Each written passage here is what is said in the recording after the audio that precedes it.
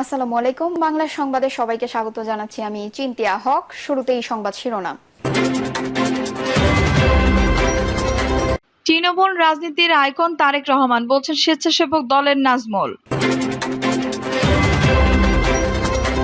এদিকে এবার রাষ্ট্রপতির অপসারণ চাইলেন সার্জিস আলম। জানাবো 21 উপদেষ্টা নিয়ে কার্যকর সরকার পরিচালনা সম্ভব নয়, বলছেন এনডিএম। সরকারের সর্বোচ্চ শেখ হাসিনার দোসররা সক্রিয়, বলছেন রুজবে। জানিয়ে দেব আধুনিক বিশ্বে সন্ত্রাসের আখড়া ইসরায়েল, বলছেন হেফাজত ইসলাম। এবং সর্বশেষ জানাবো 26 বিচারপতির অপসারণ দাবি আইনজীবীদের। দর্শক শুনছিলেন সংবাদ শিরোনাম, এখন বিস্তারিত। তৃণমূল রাজনীতির আইকন তারেক রহমান, বলছেন স্বেচ্ছাসেবক দলের নাজমুল। বাংলাদেশের জাতীয়তাবাদী এবং তৃণমূল রাজনীতির আইকন হলেন বিএনপির ভারপ্রাপ্ত চেয়ারম্যান তারেক রহমান। এই মন্তব্য করেছেন জাতীয়তাবাদী স্বেচ্ছাসেবক দলের কেন্দ্রীয় সাংগঠনিক সম্পাদক নাজমুল হাসান। তিনি বলেন, দেশ নায়ক তারেক রহমান এখন দেশের জনগণের কাছে সবচেয়ে জনপ্রিয় নেতা। তিনি হিংসা প্রতিশোধের রাজনীতি নয়, ভালোবাসা দিয়ে জনগণের মন জয়ের কথা বলছেন। আমরা তার বার্তা জনগণের মাঝে পৌঁছে দিচ্ছি। ধানের শীষ প্রতীক এখন জনমানুষের প্রতীক। এ সময় নাজমুল হাসান জনসাধারণকে ধানের শীষের শুভেচ্ছা জানান। এবার রাষ্ট্রপতির অপসারণ চাইলেন সার্জিস আলম। হাসনাত আব্দুল্লাহর পর এবার রাষ্ট্রপতি মোহাম্মদ শাহাবুদ্দিনকে অপসারণের দাবি জানিয়েছেন বৈষম্য বিরোধী ছাত্র আন্দোলনের অন্যতম সমন্বয়ক সার্জিস আলম। পোস্টে তিনি লেখেন, আওয়ামী লীগের বিচার নিশ্চিতকরণ, নতুন সংবিধান গঠন, আওয়ামী লীগ দুর্নীতিবাজ আমলাদের পরিবর্তন, হাসিনার আমলে করা সব অবৈধ চুক্তি বাতিল এবং চপ্পুকে অনতিবিলম্বে রাষ্ট্রপতি পদ থেকে অপসারণ করতে হবে। এর আগে বৃহস্পতিবার দুপুরে নিজের ভেরিফাইড ফেসবুক অ্যাকাউন্ট থেকে দেওয়া পোস্টে রাষ্ট্রপতি মোহাম্মদ শাহাবুদ্দিনকে অনতিবিলম্বে অপসারণের দাবি জানান সমন্বয়ক হাসনাত আব্দুল্লাহ। তিনি একই ধরনের লেখা ফেসবুক পোস্ট করে রাষ্ট্রপতির অপসারণ দাবি করেন। ছাত্র জনতার আন্দোলনের মুখে গত 5 আগস্ট প্রধানমন্ত্রী পদ থেকে পদত্যাগ করে দেশ ছাড়েন শেখ হাসিনা। পরদিন 6 আগস্ট সংসদ বিলুপ্ত করেন রাষ্ট্রপতি। 8 আগস্ট ডক্টর মোহাম্মদ ইউনূসকে প্রধান করে গঠিত অন্তর্বর্তী সরকার রাষ্ট্রপতির কাছে শপথ নেন। 21 উপদেষ্টা নিয়ে কার্যকর সরকার পরিচালনা সম্ভব নয়, বলছেন এনডিএম। জাতীয়তাবাদী গণতান্ত্রিক আন্দোলনের চেয়ারম্যান ববি হাজ্জাজ বলেছেন, 21 জনের ছোট উপদেষ্টা পরিষদ নিয়ে দেশে কার্যকর সরকার ব্যবস্থা পরিচালনা সম্ভব নয়। তিনি বলেন, আমাদের দায়িত্ব হলো বর্তমান সরকারকে সফল করে তোলা। পরাজিত আওয়ামী লীগ ফ্যাসিবাদের দোসররা দেশে যে অরাজকতা শুরু করেছে, এই সরকারকে রাজনৈতিক ঐক্যমত্য ভিত্তিতে তার মোকাবেলা করতে হবে। কর্মসূচিতে সভাপতি বক্তব্যে ববি হাজ্জাজ বলেন, অন্তর্বর্তী সরকার ফ্যাসিবাদ বিরোধী আন্দোলন থাকা সব রাজনৈতিক দল এবং নাগরিক সমাজের সঙ্গে অর্থপূর্ণ আলোচনা করতে হবে। প্রথম দফা সংলাপে যা সম্ভব হয়নি। মাত্র 21 জনের উপদেষ্টা পরিষদ দেশের একটি কার্যকর সরকার ব্যবস্থা পরিচালনা করার জন্য যথেষ্ট নয়। তিনি বলেন, ইসরায়েল বিশ্ব মানবতা এবং ইসলামের শত্রু। হান্টিংটনের সভ্যতা যুদ্ধ তত্ত্বাবধানের মাধ্যমে ইসলামকে পশ্চিমা শক্তির মুখোমুখি করা হয়েছে, একটি সম্পূর্ণ অবান্তর এবং মুসলিম বিদ্বেষ চিন্তার অংশ। ফিলিস্তিনের গাজা, পশ্চিম তীর এবং লেবাননের দক্ষিণ অঞ্চলে ইসরায়েলে যে বর্বর হত্যাকাণ্ড ঘটিয়েছে তা মানবতা বিরোধী জঘন্য যুদ্ধ অপরাধ। ইসরায়েল এবং জায়নাবাদ হলো মানবতা এবং ইসরায়েলের শত্রু। এনডিএম চেয়ারম্যান আরো বলেন, জায়নাবাদ আর যে বিজেপির হিন্দুত্ববাদ এক সূত্রে গাথা। ভারতের সঙ্গে আমাদের বিশাল বাণিজ্যিক সম্পর্ক রয়েছে। আমাদের চারপাশে ভারত প্রতিবেশী। এই দেশের সঙ্গে আমরা সমতার ভিত্তিতে বন্ধুত্বের সম্পর্ক চাই। সরকারের সর্বোচ্চ শেখ হাসিনার দোসররা সক্রিয়, বলছেন রিজভী। সরকারের সর্বোচ্চ শেখ হাসিনার দোসররা সক্রিয় বলে অভিযোগ করেছেন বিএনপি সিনিয়র যুগ্ম মহাসচিব রুহুল কবির রিজভী। তিনি বলেন, স্বৈরাচার শেখ হাসিনা ভূতরা আজকে আদালতে আছে, প্রশাসনে আছে, পুলিশে আছে। তারা প্রতি পদে পদে সরকারের বিরুদ্ধে ষড়যন্ত্র অব্যাহত রেখেছে। বৃহস্পতিবার জাতীয় প্রেস ক্লাবের প্রাঙ্গণে এক বিক্ষোভ সমাবেশে দেশের প্রশাসনের অবস্থা তুলে ধরে তিনি এসব কথা বলেন। ঢাকা সাংবাদিক ইউনিয়ন ও ঢাকা সাংবাদিক ইউনিয়নের একাংশ যৌথ উদ্যোগে আমরা দেশ পত্রিকার সম্পাদক মাহমুদুর রহমানের বিরুদ্ধে সব মিথ্যা মামলা প্রত্যাহার এবং আমাদের দেশ পত্রিকার খুলে দেওয়ার দাবিতে বিক্ষোভ সমাবেশ হয়। অতি দ্রুত সংস্কার করে নির্বাচন দেওয়ার আহ্বান জানিয়ে রিজভী বলেন, ফ্যাসিবাদ আর নেশাদের যখনকার রাজনৈতিক ও সামাজিক পুনর্বাসন হতে পারে না। মুসলিনি আবার ফিরে আসেনি ইতালিতে, হিটলার আবার পুনর্বাসিত হয়নি জার্মানিতে। সুতরাং কোনোভাবেই মাফিয়া, নাৎসি, ফ্যাসিস্টদের পুনর্বাসন বাংলাদেশে হবে না। একটি নতুন বৈপ্লবিক বাংলাদেশ, গণতান্ত্রিক বাংলাদেশ, একটি আইনের শাসনের বাংলাদেশ, বিচার বিভাগের স্বাধীনতার বাংলাদেশ গড়তে হবে। অন্তর্বর্তীকালীন সরকারকে জনগণের সরকারের মতো কাজ করার আহ্বান জানিয়ে তিনি বলেন, বিরোধী দলের এত আত্মত্যাগ ছাত্র জনতার বিপ্লবের উপর এই বিপ্লব রচিত হলো। তাহলে এর কার্যক্রম সবকিছু তো বিপ্লবিক হবে। আজকে ঘাপটি মেরে থাকা যেসব শেখ হাসিনা দোসর প্রশাসনে পুলিশের প্রত্যেকটি জায়গায় তারা বিভ্রান্ত তৈরি করার চেষ্টা করছে পুলিশের সামনে মার্ডার কি করে হয়। তাহলে অন্তর্বর্তীকালীন সরকারের উপর এর দায়িত্ব বার্তায় ফ্যাসিবাদ মুক্ত বাংলাদেশে কেন মাহমুদুর রহমানকে কারাগারে যেতে হয় তা নিয়ে প্রশ্ন তোলেন রিজভী। তিনি বলেন ২ মাস হয়ে গেল বিএনপি ভারপ্রাপ্ত চেয়ারম্যান তারেক রহমান কেন দেশে আসলেন না? কি আইনি প্রক্রিয়া আছে? এই আইন তো মানবতা বিরোধী আইন। এই আইন স্বার্থ রক্ষা করা হয় মাফিয়াদের, স্বৈরাচারের, খুনিদের। এই আইন তো একটি নির্বাহী আদেশে একটা খোঁচায়।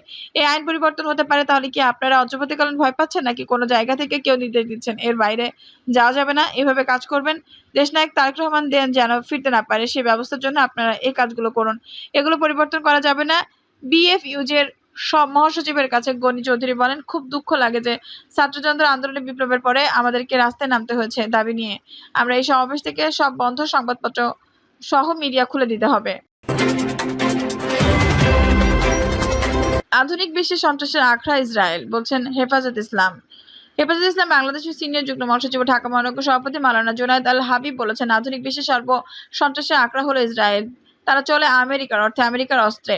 ফিলিস্তিন ও লেবাননে আমাদের মুসলিম ভাইদের হত্যা করেছে আমেরিকার গোলাবারুদ দিয়ে। আমরা এই হত্যাকাণ্ডের তীব্র নিন্দা জানাই। আমেরিকা যদি এই হত্যাকাণ্ড বন্ধে পদক্ষেপ না নেয় তাহলে আমরা ইসরায়েলি পণ্যের পাশাপাশি আমেরিকান পণ্য বর্জন করতে বাধ্য হব। তিনি বলেন, ইসরায়েলি বিশ্বের বিস্ফোরা ও একটি সন্ত্রাসী রাষ্ট্র। আগ্রাসী ইসরায়েলকে থামানোর একটাই উপায়, তা হলো তাদের বিরুদ্ধে সশস্ত্র লড়াই। ইরাকে আমেরিকান আগ্রাসন ঠেকাতে আমরা যেমন জিহাদের জন্য প্রস্তুত ছিলাম, ঠিক তেমনি বাংলাদেশের ১৮ কোটি মুসলমান ইসরায়েলের বিরুদ্ধে লড়াইয়ের জন্য প্রস্তুত রয়েছে।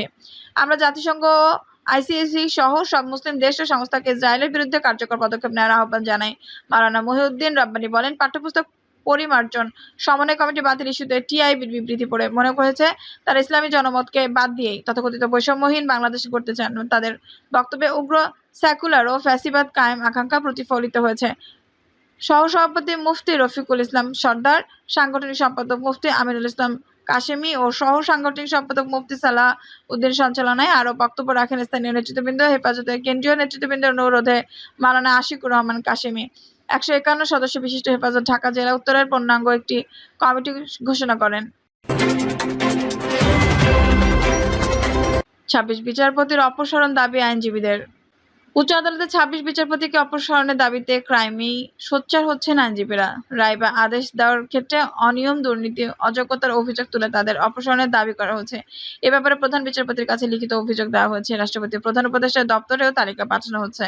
এই বিষয়ে সুপ্রিম কোর্ট আইনজীবী সমিতির সভাপতি ব্যারিস্টার এম মাহমুদুল হোসেন খোকন সমকালকে বলেন, সুপ্রিম কোর্ট বারের আইনজীবীরা তাদের অপসারণের দাবি তুলেছেন। প্রথমে তিনিও এমন দাবি করেছিলেন। তার ধারণা, সরকার বা বিভিন্ন সংস্থার পক্ষ থেকে এসব অভিযোগ তদন্ত করে ব্যবস্থা নেওয়া হবে।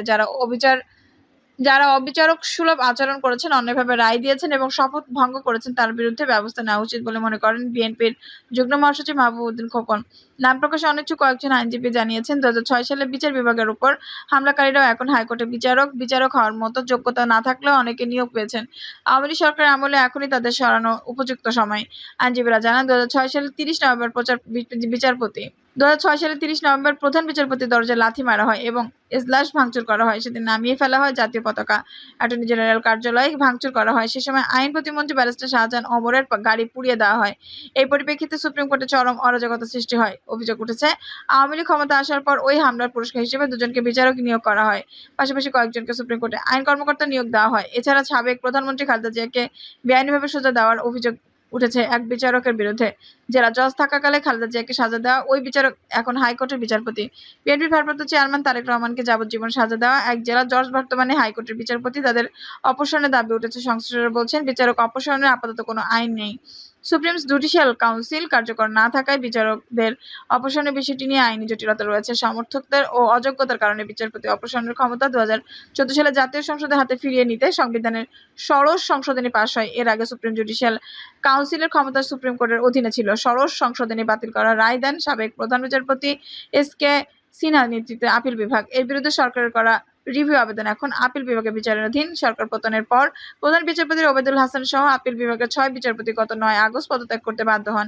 এরপর থেকে আইনজীবীরা হাইকোর্টের বেশ কয়েকজন বিচারপতি অপসারণের দাবি জানিয়ে আসছেন। ২৬ বিচারপতিকে অপসারণের দাবি জানানোর আগে সুপ্রিম কোর্ট বারের সভাপতি ব্যারিস্টার খোকন ৫০ জন বিচারককে অপসারণের দাবি করেছিলেন। এই প্রসঙ্গে সুপ্রিম কোর্টের জ্যেষ্ঠ আইনজীবী জেডিআই খান পান্না সমকালকে বলেন, যে তালিকা করা হয়েছে তাদের বাদ দিলে যাদের বসানো হবে তারা কি দলকানা নয়?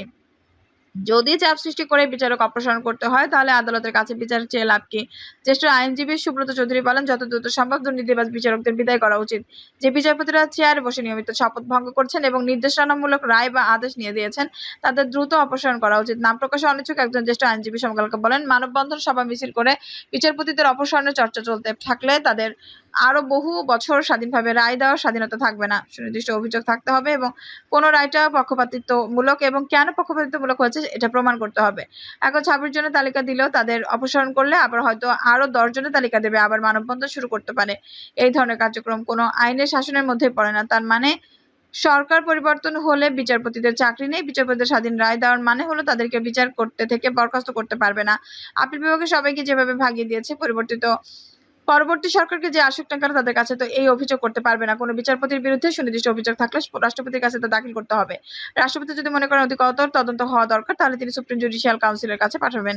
সুপ্রিম কোর্ট বার অ্যাসোসিয়েশনের সংবিধান সংরক্ষণ কমিটির সাধারণ সম্পাদক আইনজীবী সৈয়দ মাহবুব সমকালকে বলেন, নতুন বিচারপতি গড়ে তুলতে হলে প্রধান বিচারপতি সহ আপিল বিভাগের 6 বিচারপতিকে যেভাবে পদত্যাগ করতে হয়েছে ঠিক সেভাবে দুর্নীতিবাজ 26 বিচারপতিকে পদত্যাগ করতে হবে। তিনি বলেন, রাজনৈতিক সরকারের সময় দলীয়রা বিচারক হিসেবে নিয়োগ পেতে পারেন, কিন্তু বিচারকদের আসনে বসে নিয়মিতভাবে ওই দলের স্বার্থ হাসিল করার বিরুদ্ধে আমাদের অবস্থান।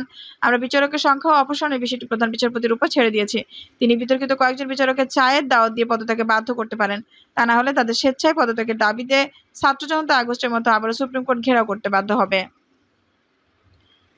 দর্শক, এই ছিল এখনকার সর্বশেষ সংবাদ। নিউজটি ভালো লাগলে অবশ্যই একটা লাইক দিন, কমেন্টে আপনার মূল্যবান মতামত জানান। সবসময় আমাদের পাশে থাকতে সাবস্ক্রাইব করে বেল বাটনটি অন করে রাখুন। ধন্যবাদ।